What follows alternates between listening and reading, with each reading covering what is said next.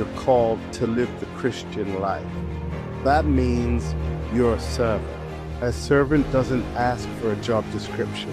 They see a need and they serve. And everything else is just a supernatural grace there to help you serve God naturally. When you understand service, you understand calling, because life itself is constantly calling out for service.